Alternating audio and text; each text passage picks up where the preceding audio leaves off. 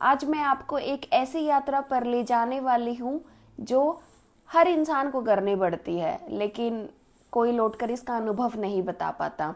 गरुड़ पुराण में वर्णित मृत्यु और आत्मा की यात्रा, एक ऐसा सच जो आपको सोचने पर मजबूर कर देगा। हरे कृष्णा दोस्तों, मैं हूँ मोनिका। तो अंत तक मेरे साथ बने रहिए, क्योंकि इस कहानी के हर मोड़ पर एक नया रहस्य छिपा है। मृत्यु समय का खेल है। जब जब शरीर नष्ट होता है तो कुछ पलों में इंसान हमारी जिंदगी छोड़कर चला जाता है। परिवार, धन संपत्ति सब पीछे छूट जाता है। गरुड़ पुराण के अनुसार मृत्यु एक दूत बनकर आती है। बड़ा शरीर, लाल लाल आंखें, लंबे लंबे नाखून और चेहरे पर एक डरावनी मुस्कान। ये यमदूत मरते हुए व्यक्ति के सामने आते हैं, आत्मा को शरीर से खींचकर बाहर निकालते हैं और स्वर्ग की ओर ले जाते हैं। एक ऐसी यात्रा जो सदियों की बताई गई है। धरती पर परिवार के लिए एक यात्रा शुरू होती है। अनेकों अनुष्ठान, परंपराएं और क्रियाएं जो आत्मा को शांति और मोक्ष दिलाने में मदद करती है। इन रीति रिवाजों के पीछे गहरे अर्थ और अनकहे रहस्य छिपे हैं।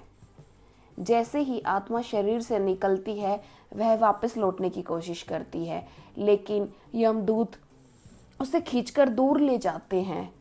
मरने वाले के आसपास काली छायाएं, बुरी आत्माएं नए शरीर की तलाश में रहती हैं।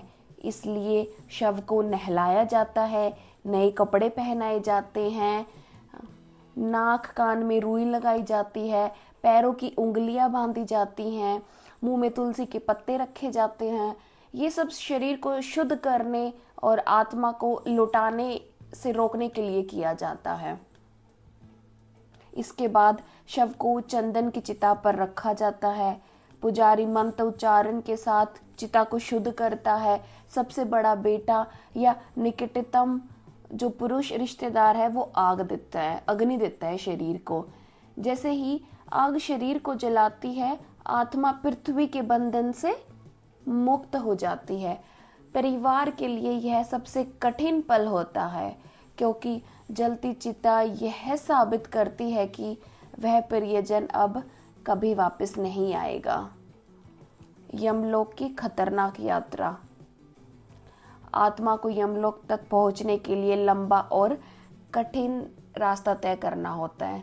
सबसे भयावह पहाड़ है वैतरणी नदी, खून से भरी नदी जिसे पार करने में पूरे 13 दिन लगते हैं। इस दौरान आत्मा को भोजन पानी नहीं मिलता, वह कमजोर हो जाती है।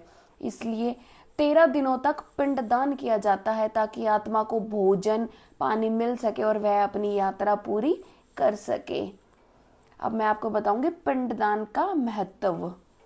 गरुड़ पुराण के अनुसार यमलोक के रास्ते में 16 अलग अलग नगर हैं। हर नगर पर रुककर यमदूत आत्मा को भोजन पानी देते हैं जो पिंडदान से मिलता है।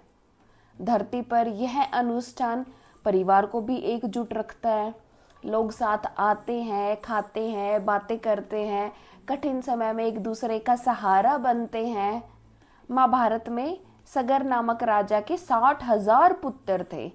कपिल मुनि के श्राप से वो सभी समय से पहले मर गए। उनकी आत्माएं भटकती रही जब तक उनकी राख गंगा में प्रवाहित नहीं की गई। जैसे ही राख ने गंगा का जल छुआ, उन्हें मोक्ष मिल गया। यही कारण है आज भी हम अपने प्रियजनों की राख गंगा में प्रवाहित करते हैं। किसी प्रियजन की मृत्यु परिवार को तोड़ देती है, लेकिन ये संस्कार उन्हें संभालते भी हैं। इन्हीं रीतियों से हमें अपने प्रिय की अंतिम सेवा करने का अवसर मिलता है।